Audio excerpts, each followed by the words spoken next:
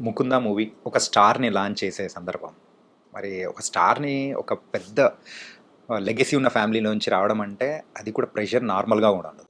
ముందు 2 హిట్స్ ఉన్నా కానీ మరి థర్డ్ మూవీ వచ్చేటప్పటికి లాంచ్ చేసే టైంలో మీరు తీసుకున్న ఆ ప్రెషర్ గాని ఎట్లుండింది సార్ అసలు? ఎట్లా హ్యాండిల్ చేశారసలు? అంటే అది పెద్దగా అంటే మీరు అన్నట్టుగా నాకేం అనిపించలేదండి. కథ హ్మ్. మెయిన్ కదా! కథను బేస్ చేసుకొని అది సీతమ్మ జరుగుతుంది గానీ హ్మ్. ఆహ్, ఆ అబ్బాయి ఫోటో మా అసిస్టెంట్ డైరెక్టర్‌లో కిషోరో లేకపోతే ఎవరో చూపించారండి సతీషో. 'వరుణ్' గారిది. ఆ!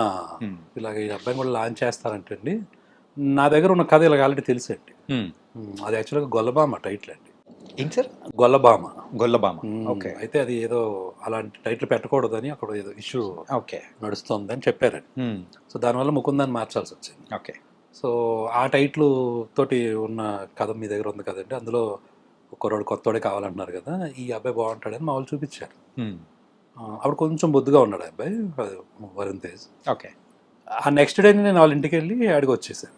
హ్మ్. అప్పుడు ఇంకా సీతమ్మలో షూటింగ్ కూడా అవ్వలేదు.